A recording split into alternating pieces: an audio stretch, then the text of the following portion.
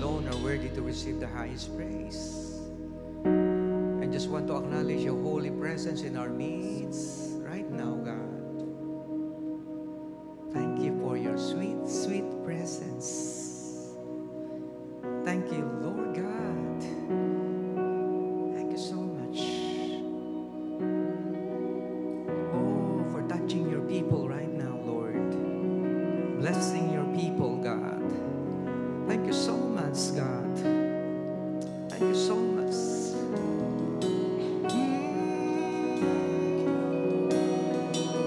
Your presence, Lord, is heaven to us.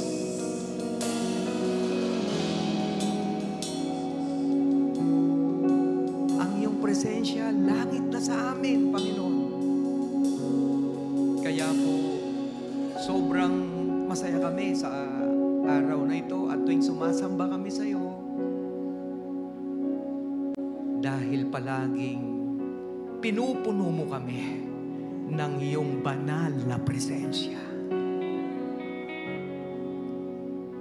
Kaya Lord, maraming salamat po sapagkat kung saan nandun ang iyong presensya, mayroong kagalingan, mayroong kalakasan, mayroong kapayapaan, mayroong kapahingahan, may kasaganaan, mayroong mga himala, dumadalo yung mga kamangha-manghamong gawa, O Lord God. For where the presence of God is, there is power, there is prosperity, there is miracle, there is signs, wonders.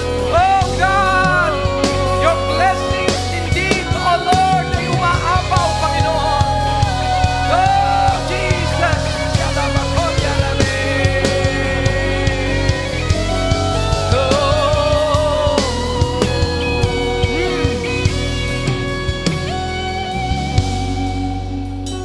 Thank you so much, Lord, for filling this place right now with your holy presence. And thank you for your word. Salamat po sa iyong mga salita para po sa aming lahat sa araw na to at sa lahat ng mga nakasulyap at nanonood ngayon dito po sa aming Facebook Live. Bless them, oh God, in Jesus' name. Amen, amen, amen, amen, amen, amen. Praise the Lord. Sige po, isa pa pong masigabong palakpakan para kay Lord. Hallelujah! Woo!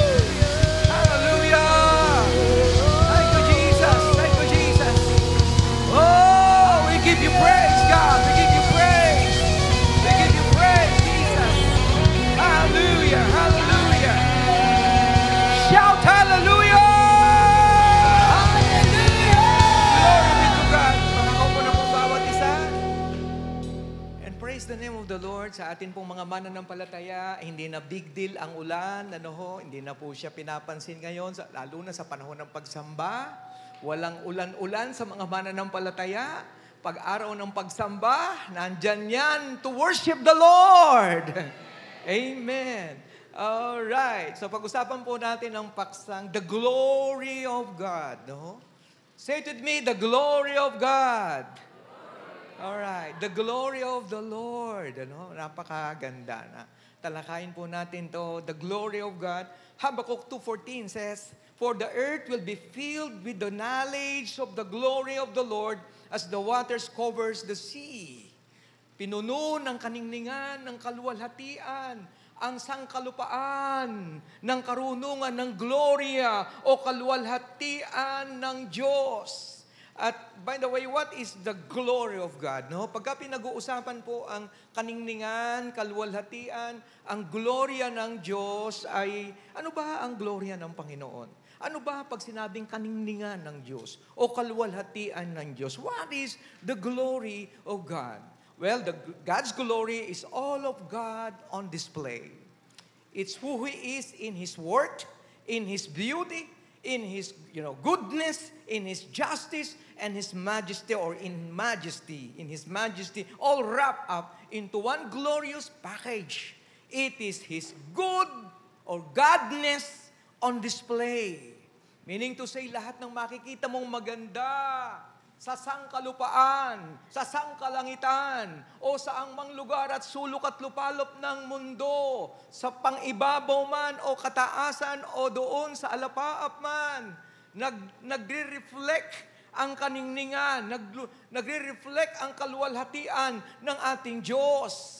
That's why the heavens declare the glory of God. According to Psalms 19 verse 1, the skies proclaim the work of His hands. Ang mga nature, ang mga kalikasan, ang mga bulubundukin, ang mga nakasabit na mga bituin at naglipa ng mga planeta doon sa kalawakan at ang mga nagagandahang mga bundok, nagagandahang mga bulaklak, nagagandahang mga puno at nagagandahang mga nature na nilalang ng Panginoon ay nagpapahayag ng kanyang kaluwalhatian, ng kanyang kaningningan, ng kanyang gloria, na kung saan ang Diyos ang siyang may akda at siyang gumawa ng lahat ng magagandang bagay na masusumpungan natin dito sa mundong ito. Kaya Godness is seen all over creation as His glory is revealed in general ways. The earth is full of His glory. The earth is full of His glory. Nire-replika nun, pinakikita nun kung gaano kahusay, kung gaano kagaling, kung gaano kamatalino, at gaano kamakapangyarihan ang Diyos. Na ating sinasamba, ang lahat ng nilalang niya ay nangungusap, ang lahat ng ginawa niya ay nagpapahayag ng kanyang kaningningan, ng kanyang kaluwalhatian, ng kanyang karangalan, ng kanyang gloria. Alright, so where does the glory of God flow, by the way? Saan ba nagpo-flow ang kaluwalhatian ng Panginoon? Saan ba nananaog ang gloria at kaningningan ng Diyos natin? Saan ba ito bumababa? Saan ba ito dumadaloy? Saan ba po ito nagpo-flow? Of course, the glory of God flows from His presence. Wala nang iba. Wala sa butika, wala sa university, wala sa campuses, wala po sa government offices. Wala po yan sa Luzon, Visayas at Mindanao. Wala po yan sa States, wala po yan sa Asia, wala po yan sa saan man sulok at lupalop ng buong mundo. Hindi mo doon masusumpungan ang kaningningan, ang gloria at kalwalhatian ng Panginoon. Ito po ay dadaloy at masusumpungan lamang mula mismo sa trono ng Diyos, mula mismo sa presensya ng ating Panginoon. The glory of the Lord flows from His presence. Doon lang po yan dumadaloy. Doon lang po yan magpo-flow. Sa Kanya mismong presensya. Kasi siya mismo, sa Kanya nanggagaling yon. Yung kaningningan na yon. Sa Kanya lang masusumpungan. Sa Kanya lang makikita. Sa Kanya lang mismo mararanasan. Wala na kahit saan man sulok ng lupalop ng mundong ito. Masusumpungan ng gloria. Ang kaningningan, ang kaluwalhatian ng ating Panginoong Diyos. The word of the Lord says, "For thine is the kingdom, and the power, and the glory, forever and ever, forever." Amen. Matthew 6:13. Kaya po, sa Kanya po naka-address Kapag may gloria, may power, may pagluwalhati, may parangal, may pagsamba, may pagkilala ng pinakakataas-taasan, paggalang, pag-honor, ay hindi dapat ibigay kanino man kung hindi yung pinaka-max, pinaka-todo-todo na pinakamataas na pagsambat, pagluwalhati ay tanging sa Kanya lamang. Sapagkat sa Kanya nagmumula ang totoong kaningningan, ang totoong gloria at kaluwalhatian. So God's glory begins where He is honored and worshiped. Doon nagsisimula po yan. For you to experience God's glory, for you to experience, the presence of God, may pag-honor sa Diyos, may pagsamba sa Diyos. So, God's glory begins where He is honored and worshiped.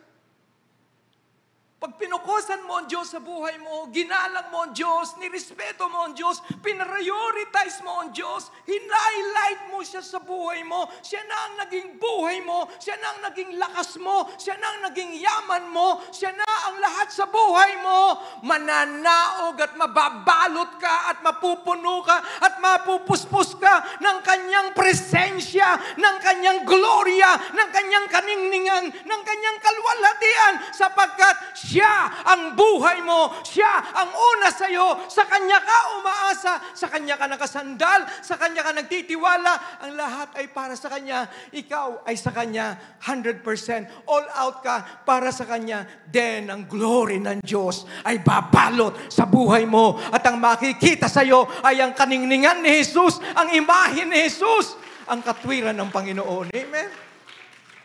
Oh, glory be to God. He is honored and worship. Kasi meron po tayong tinatawag na law of atmosphere. Pag sinabi nating atmosphere, maraming klase po ang, atmosphere. Di ba? Kapag ka nasa isang lugar ka ng wickedness, magpuplo po ron ay masasamang mga gawain, masasamang salita, at mapupuno po yun. Pansinin po natin, let's say, sabungan. Hindi naman pupunta roon ang santang tao. Ang pupunta roon, mga sabungero, mga mahilig sa Texas, mahilig sa 8-6, mahilig sa ibakbakan ng mga manok, mahilig sa mga pustahan ng labanan ng mga manok. Kasi yun ang atmosphere na hinahanap nila. Pagpupunta ka doon naman sa mga bagay na gusto mong ikaw ay maakit sa laman, kabaret ang punta mo, mga terakan, sayawan, at ika nga natin ay nandun, yun ang atmosphere doon, inuman, mga kalaswaan, mga naguhubad na mga taong nandoon, at mga lasing na, at kung ano-ano pa. Yung atmosphere doon, iba.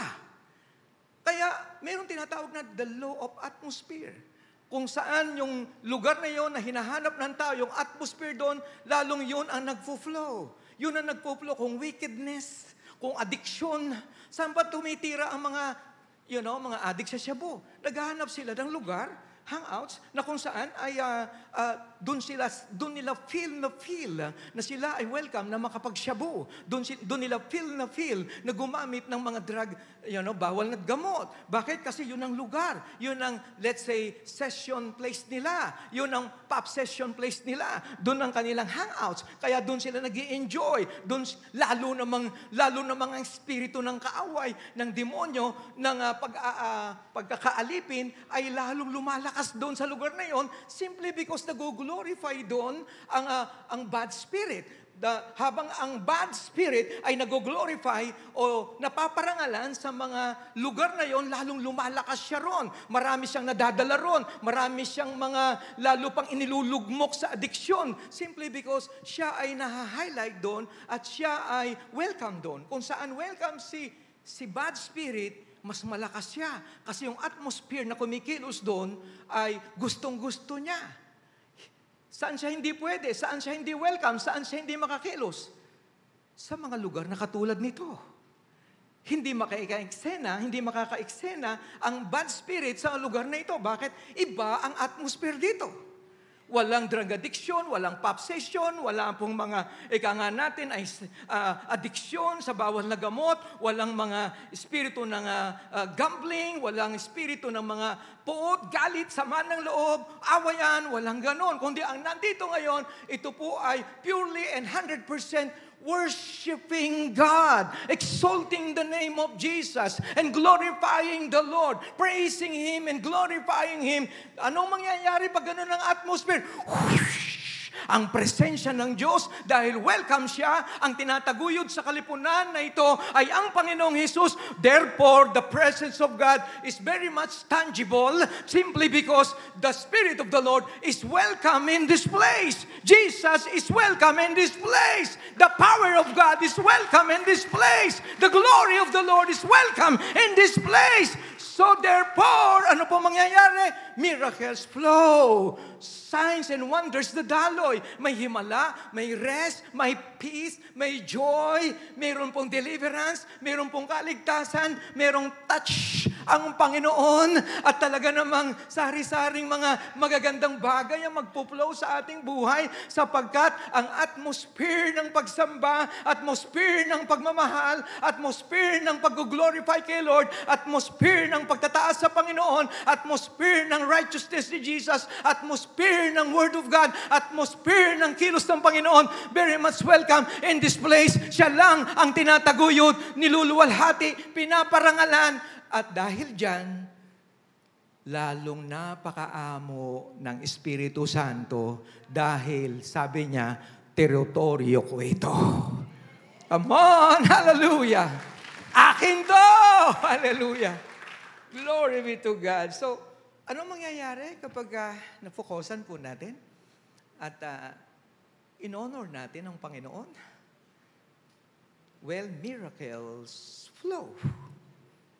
Kaya sa Jehoshaphat, nung sila po ay sinusugod na ng mga Amonita, Edomita, Moabita, para puksain ang Israelites, ang ginawa lang ni Jehoshaphat, inipon ng mga awit, at sila ay nagpuri sa ating Panginoon. The word of the Lord says, after consulting with the people, Jehoshaphat appointed musicians to play for the Lord. Praising His majestic holiness, they were to march out before the warriors, saying, give thanks unto the Lord, because His faithful love lasts forever. Ano naging epekto? Ano po ang nangyari? Ang nangyari ay, as they broke into joyful song and praise, the Lord launched a surprise attack. Again, the Lord, not Jehoshaphat, not the warriors, not the armies, but God Himself launched a surprise attack. Kaya kapag si Lord ang ating pinukusan, glorify, niluwalhati, ang gloria niya mananaog, at ang Diyos ang lalaban para sa iyo. Come on, hallelujah. So, the Lord launched a surprise attack against the Ammonites, the Moabites, and those from Mount Seir who were invading Judah, so that they were defeated. When Judah arrived at the point overlooking the wilderness, all they could see were corpses lying all over the ground. There were no survivors. Ammonites, Edomites. Wow. Mga Amonita, Edomita, Moabita, lahat ng yon, ubos. The word of the Lord says, there were no survivors. Tinapos lahat ng Diyos ang problema ng mga Israelites. Bakit? Imbis na magulantang si Jehoshaphat, imbis na kabahan, nervyusin at mag-alala ang mga Israelites, ang bayan ng Diyos, ang mga Israelita, nag-focus sila, umawit sila, sumamba sila, tinaas nila ang pangalan ni Yahweh at nagluwalhati sila. Then nanaog ang gloria ng Diyos, nanaog ang presence ng Lord, at yung mismo ang Panginoon ang siyang lumaban sa kanila, inubos ng Diyos ang lahat ng kanilang mga kalaban ng mga Amonita, Edomita, Moabita, ubos silang lahat. Bakit po? Dahil ang sikreto, sinamba at pinuri ng bansang Israel ang Diyos na makapangyarihan sa lahat. Hallelujah! So kung meron kang mga Ammonites problem sa buhay mo, Edomites problem sa buhay mo, Moabites problem sa buhay mo, just worship God. Just praise Him. Purihin mo lang ang Panginoon. Sambahin mo ang Diyos. Lahat ng problema na yan, lahat ng mga adjustment and difficulties na yan, catastrophe or crisis sa buhay mo, si Lord ang magbibigay ng solusyon. The word of the Lord says, seek ye first the kingdom of God and His righteousness, and all these things shall be added unto you. Bigyan nga natin ng papuri si Lord. Amen? Hallelujah! Woo! See, Samuel, worshiping God, kasi, by the way, David, I should say, David, ito po ang practice nito, sumamba eh. Ito po ang lifestyle nito, by the way, to worship the Lord, to praise Him, to praise Yahweh. Yan po eh. Kaya meron siyang harp, meron siyang musical instrument. Kasi ano siya eh, in love siya kay Lord. Kaya tinawag siyang the man after God's own heart. Malapit sa puso ng Diyos. Kasi marunong eh, yung puso niya umaawit sa Diyos. Sumasamba sa Diyos, nagpupuri sa Diyos. Nag-aalaga ng hayop sa bukid, pero habang nag-aalaga, umaawit, sumasamba. Lumilikha, nagkukumpose sa mga awit para kay Lord mula sa kanyang puso. Kaya siya yung tinawag na taong malapit sa puso ng Diyos. Kanya naman sobra yung power and anointing, glory and power ng Lord na dumadaloy sa kanya. Kaya nung minsan, hindi lang minsan, actually, kapag sinusumpong yung King Saul sa kanyang atake ng kanyang stress, depression, pinapatawag yung David. David, gusto ko marinig yung sounds ng heart, ng musical instrument mo. Special number naman dyan, titira naman yung David. Titirahin niya. Pambihira. Dahil anointed. Yung anointing ng Panginoon na nananaog, yung presence ni Lord na nananaog, natatanggal ngayon yung depression, natatanggal ngayon yung stress ni King Saul. Dahil there is power in worship. May kapangyarihan while praising God, while worshiping the Lord, while exalting the name of Jesus, while glorifying God, the very presence of God, the glory of the Most High God, magpo-fall po yan. At lahat po ng tatamaan yan, kung magulo, maaayos, kung may sakit, gagaling, kung yan po ay lutang, mapapayapa. Bakit po? There is rest in the presence of God. There is peace in the presence of the Lord. There is joy in the presence of God. May himala, may kalayaan, may kagaanan, may kagalingan. Meron pong kasiyahan sa presensya ng Diyos. Kaya po pagka tayo ay nag-aalala, may sakit, o may mga problema, umawit ka lang. Umawit ka lang kay Lord. Awitan mo lang yan. Huwag ikaw ang papaapekto. Bakit? Pasasabugin lahat ng Diyos sa mga bundok ng problema na yan. Papatagin ng Panginoon yan. Siya ang gagawa at kikilos dyan. Why? Because nothing is impossible with God. And our God is a God of miracle. Amen? Hallelujah. Oh, Jesus. Paul and Silas, di ba? Nakapangaw, nakatali. Anong ginawa ng dalawa? Nung nakakulong sila, pinangaral lang nila mabuting balita, kinulong sila. Ayun, mahirap palang makulong sa panahon na yun. Kasi hindi ka lang nakakulong, nakagapos ka pa, nakatanikala ka pa, nakapangaw pa ang mga paa mo. Para kang napakamasamang tao na wala kang katakas-takas dyan, by the way. Pero, sabi ng Bible, at midnight, Paul and Silas prayed and sang praises unto God.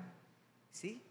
And the prisoner heard them, and suddenly there was a great earthquake. Great earthquake.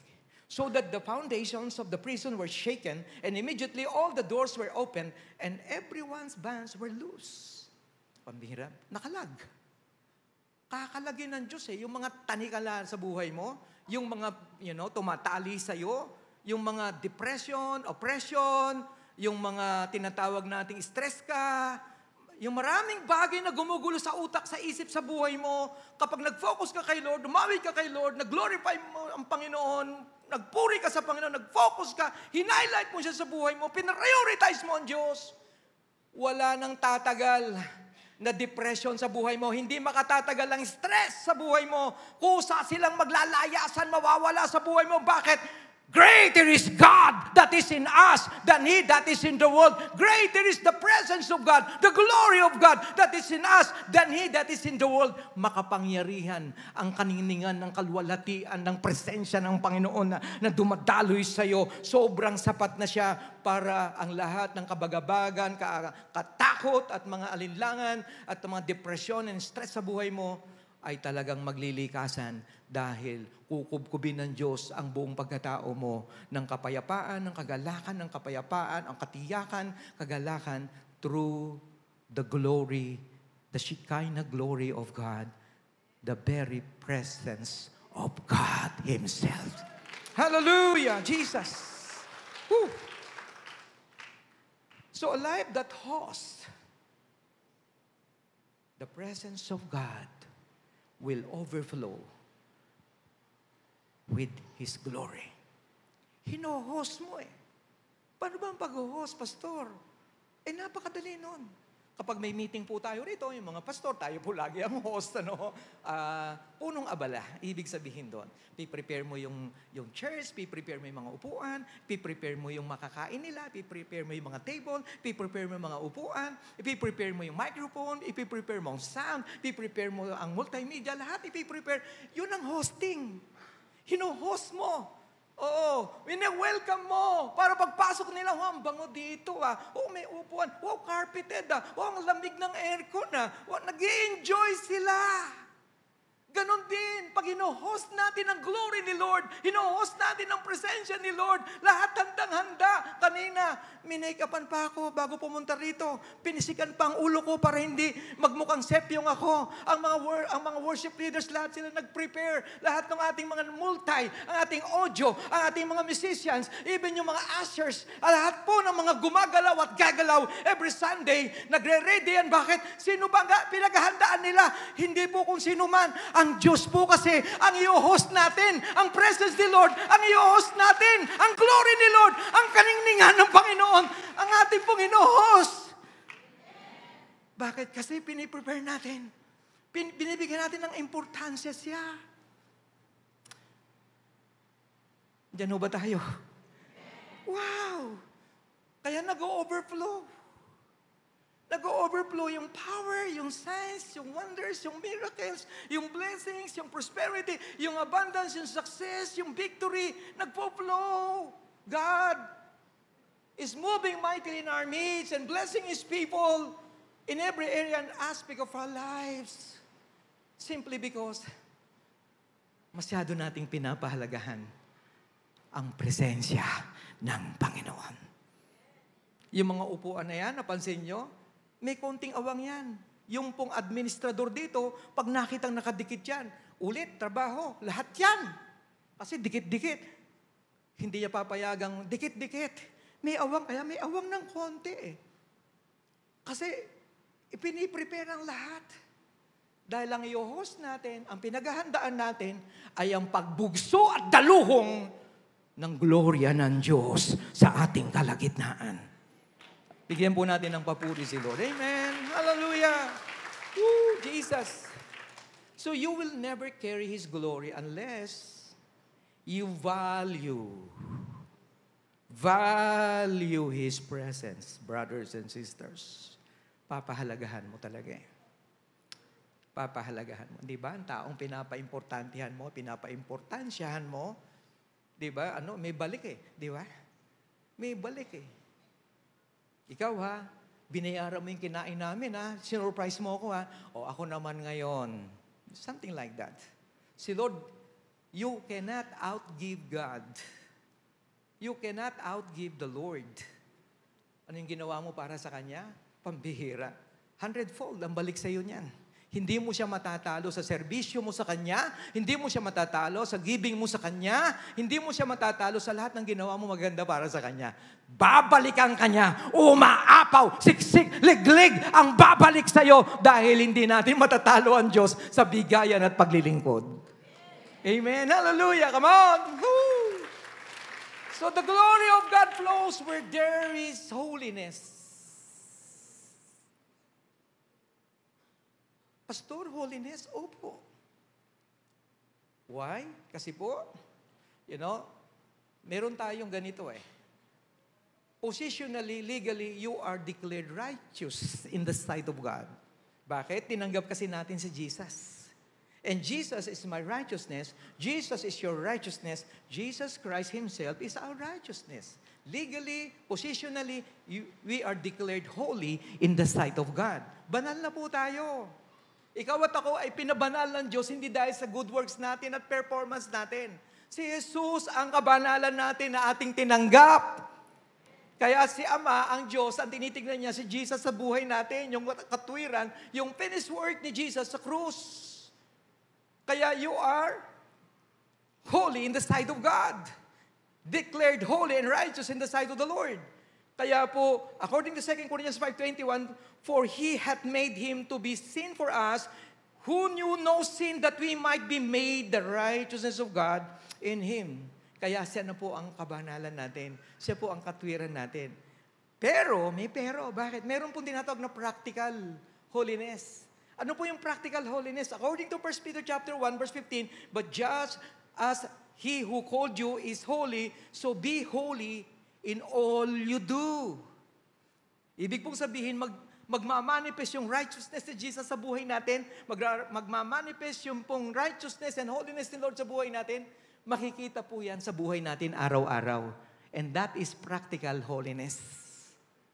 Yung sinasabi ng Bible na, by their fruits, you shall know them by their fruits. Sa bunga nyo sila makikilala. Ibig sabihin, kaya sinabi ni Jesus, you are the light of the world, you are the salt of the world, you are the living epistles of Christ. Kasi ikaw yung tinitignan, ikaw yung pinanonood, ikaw yung Bible na binabasa ng mga tao, ikaw yung testimony, ikaw yung magpapatunay, magpapatotoo na meron palang Diyos na kayang magbago ng buhay. Meron palang Diyos na mula ron sa addiction, mula ron sa pagiging gambling lord, mula ron sa pagiging, ika nga natin, addict at kung ano pang masamang mga gawain, hinango ka ng Diyos sa putikan ng kasalanan at ikaw hinugasan at ngayon ay bago ka ng nilalang. Diyan po yung sinasabi nating practical holiness na nakikita sa buhay mo, sa salita, sa gawa, sa iyong kilos, sa iyong pakikipag-relasyon sa mga tao. Nakita nila na ikaw ay nagbago na. Nakita nila na hindi ka na sugapa. Nakita nila na hindi ka na addict sa alak at kung ano-ano pa. Bakit? Sapagkat yun yung tinatawag nating binago ka ng Diyos. Binago ka ng Panginoon. Hindi pwedeng walang pagbabago sa lahat ng tao na totoong naka-encounter kay Jesus, may bunga ng pagbabago. Yung mga gustong-gusto mo noon, ayaw mo na ngayon, mag-iiba na ang appetite mo, mag-iiba na ang gusto mo, ang gugustuhin mo na ay yung mga bagay-bagay na gusto ng Diyos sa iyong buhay. Dati, once a year ka lang sumisimba. Dati, laman ka ng sabungan, laman ka ng diskuhan, laman ka ng kabaret, laman ka ng mga kalayawan ng mundong ito. Pero ngayon, hahanapin ka ni Lord doon, wala ka na sa sabungan, wala ka na sa loob ng kabaret o diskuhan, wala ka na roon sa lasingan, wala ka na roon sa adikan, wala ka na roon sa masamang barkada na kung saan kasama ka gumagawa na hindi man. Nawala ka na, saan ka ngayon? Nakita ka ni Lord, nasa COG Dao, nagpupuri sa Panginoon, nagluluwalhati. Wow! Kaya po doon nagfuflow ang glory ng Panginoon. So, 2 Chronicles 5:11-14, then the priest left the holy place. All the priests who were present had purified themselves, whether or not they were on duty that day. Gusto ko pong manote ito ng lahat na nagsiserve kay Lord. Hindi lang kapag may championship, doon tayo ready. Hindi lang kapag may 21 days prayer and fasting. Hindi po. Lifestyle na ito. Ito po ay kultura. Yan, no? Ang ating pamumuhay ayon sa kalooban ng Diyos. The priests could not continue their service because of the cloud, for the glorious presence of the Lord, filled the temple. Yun naman ang balik. Dahil sabi ng Bible, the priests who were present had purified themselves. So, the glorious presence of the Lord filled the temple of God. Wow. Pambihira. Binalutan talaga. Pinuno talaga ng gloria ng Diyos ang templo. Bakit? Nihanda yung sarili. So, 24/7, ganun din po tayo. Laging ready para kay Lord. Why? God's glory dwells in clean vessels. You and I, tayo pong lahat dito, are God's vessels. Daluyan po. Sisidlan ba? Ikaw ang ginagamit ng Diyos, ako ginagamit ng Diyos, lahat tayo ginagamit ng Diyos. Kaya tayo po yung mga sisidlan ng Panginoon. Ikaw at akong gagamitin ng Diyos. Wag na nating iasa sa iba. Ikaw na talaga. Ikaw na ang pinili, ikaw na ang tinawag, ikaw ay kanyang anak, servant ka rin ng Panginoon, therefore, ikaw ang gagamitin ng Diyos. Tayong lahat dito ay walang exemption, walang exempted. Lahat po tayo bilang mga anak ng Diyos, inaasahan ng Diyos na gagawa at maglilingkod sa Kanya for the glory of His name and for the expansion of His kingdom. So if we want to glory the flow, we must live set apart, lives. Kailangan po, hiwalay buhay po natin sa mundo. Okay? So the glory of God flows in unity. Wow! Pati unity, oo, syempre. Kapag wala kasing unity, hindi tayo united, paano yun, di ba? Kailangan united tayo in the presence of God. United tayo sa mission, sa mandate, sa service, sa lahat ng nais ng Diyos na ipagawa sa atin.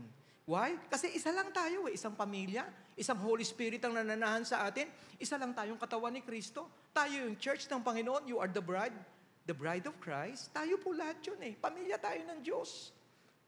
Sabi mo sa katabi mo, pamilya tayo ng Diyos. Amen? Hallelujah. Kaya po, sabi ng Scripture, all the believers who were one in heart and mind, no one claimed that any of their possessions was their own, but they shared everything they had. Lakas ng galaw ng mga anak ng Diyos sa Book of Acts. Naramdaman sila ng community, naramdaman sila ng syudad, naramdaman sila ng maraming tao. Bakit? United sila Kaya pag tayo, united tayo, well, siyempre, ayan po. May sistema tayo, may structure tayo, may worship department, may outreach department, may relationship department, may discipleship department, may admin department, may kanya-kanyang trabaho, pero united po yan. Yan po ay meron po yung teamwork para magampanan ng gusto ang malaking pagpapalawak ng kaharian ng Diyos. At doon naman gagalaw ang Panginoon pag may sistema, may kaayusan, nasa order ang lahat, hindi confused, hindi divided, maayos lahat na gumagalaw, nagtatrabaho, naglilingkod kay Lord. Merong submission, merong faithfulness, meron pong teachable spirit. So, meron pong, ay submission sa bawat leaders nila. Maganda ang espiritu, naroon yung fast, mabilis ang paggalaw, mabilis ang pagkilos, mabilis ang pag-abante, mabilis po ang pagsulong ng kaharian ng Diyos. Why? Kasi united po ang mga tao ng Diyos. Amen? Ito pong gagawin natin, hindi biro-biro. 5 days po yan. May revival night po tayo ng first night ng ating Thanksgiving. So, paano po na ipapakita ang pagiging united ng bayan ng Diyos? Kung ano po yung naka-highlight na gagawin ng kingdom, sa kingdom, ng church, susuportahan ng lahat. Kaya po, dumating tayo ng revival night, Soaking the Spirit, first day ng ating Thanksgiving, and then may Conquest Day po tayo. Imagine, ang dami pong mga gagalaw dito sa Conquest Day na ito. Ito po yung massive saturation, gospel saturation sa bawat barangay. Meron po tayong ilan na mga siguro more or less 20 clusters kasama ng nanay, tatay at mga youth. Sabay-sabay po yung simultaneously conquering each and every barangay in Angeles City and in Mabalacat City. Meron pong gagalaw sa araw na yan, sabay-sabay. Meron po tayong pinaimprinta na gospel tracts, Jesus died to give you life, na 20,000. Nabawas na po, meron na pong nabawas. Meron pa po tayong, I think, mga 15,000 yon. Ang dami nating regalo sa mga tao. Ang dami nating ibibigay sa kanila. At ang ibibigay natin sa kanila, walang bayad. At yung ibibigay natin sa kanila, may kakayahang magpatawad ng mga kasalanan, may kakayahang bumago ng buhay nila, may kakayahang magbago ng kanilang future, at higit sa lahat, may kakayahang magbigay ng buhay na walang hanggan. Sapagkat ang ibibigay natin sa kanila, si Jesus na ating tinanggap ng libre, ibibigay din natin ng libre. Amen! Then, ayun po, water baptism. Kaya po yung mga hindi pa baptized, palista na po kayo mamaya sa lobby. No? Ayan. Then, equip. Yan po ang team natin. Kasi hinanda na tayo, tinrain na tayo, para tayo po ay attack. Ano? Lusob na. Saan? Ang dami po nating market. Habang may tao, may trabaho. Pag wala ng tao, tigil na tayo. Pero pag may tao pa, hindi tayo hinto. People need the Lord. Palakpakan nga natin ang Panginoon. Hallelujah! Alright, the glory of God flows to the broken and humble. Dito na po ako lalanding. The glory of the Lord flows to the broken and humble. Humble yourselves before the Lord, and He will lift you up. Itong magandang posisyon po natin. Kahit ano po ang accomplishment natin, achievements natin, degree holder ka man, matindi ang iyong mga attainments sa buhay. Kapag kinukorek na tayo ng Diyos, kapag nire-rebuke na tayo at pinapaalalahanan na tayo ng Diyos sa ating, let's say, mga mistakes, sa ating faults, sa ating mga pagkakamali, admit it. Admit your faults. Admit. Huwag na tayong magdidepensa. Huwag na tayong kukuha ng kasama para dumami tayo na disagree. Hindi. Mawawala yung glory. Mawawala yung anointing. Mawawala yung presence ni Lord. Meaning to say, hindi na talaga mamamaximize sa buhay natin. Kasi hindi tayo marunong mag-admit. Kailangan matutunan po natin to. Na kapag alam mo namang sablay ka, alam mo namang nagkamali ka, alam mo namang may mali ka, alam mo namang nagkasala ka, admit it. Huwag ka na magtuturo katulad ng ginawa ni Adan kasi yung babaeng binigay mo si Eva eh. Si Eva naman kasi yung ahas kasi. Wala nang turuan to. Ikaw na mismo, Lord, sorry! Hinangaan ko po ng husto ang taong ito. Sobrang hanga ako sa kanya. Grabe ako sa loob-loob ko. Blessed na blessed ako sa kanya. Grabe ako. Lord, sa buong mundo, kilala. Napaka-anointed. Pambihira. Hinangaan. Yung iba nga, inidulo na ng mga ibang pastor. Milyon-milyon ng mga tao ang nadala niya kay Lord. Milyong mga churches ang nabless through this man of God, Jimmy Swaggart. Pero nahulog siya. Nagkasala siya. Pwedeng itago eh. Pwedeng, tayo na lang mag-usap. Huwag na nating ipaalam sa mga leaders, sa mundo. Isettle na lang dito sa kwarto. Hindi eh. Pwedeng ganun eh. Pambihira. Sa kanyang broadcast, habang siya'y nagpipreach, sa harapan ng milyong-milyong mga tao sa 4 na sulok ng mundo, ito ang sinabi niya, ganyan ang itsura niya. Siyang siya. Habang binabanggit niya po ito. I have sinned against you, my Lord. And I would ask that your precious blood would ask and cleanse every stain until it is in the seas of God's forgetfulness, never to be remembered against me anymore. I have sinned against you, Lord. Nagkasala po ako sa iyo. Nagkasala po ako sa iyo. July 1, si Jimmy Swaggart po ay umuwi na sa Panginoon. You see, mas binigyan niya po ng halaga yung vertical aspect rather than horizontal aspect. Pwede namang itago. Pwede namang hindi na i-confess sa buong mundo. Pero alam niya hindi rin maitatago. Pag-uusapan, pagkukwentuhan, mapupunta sa social media,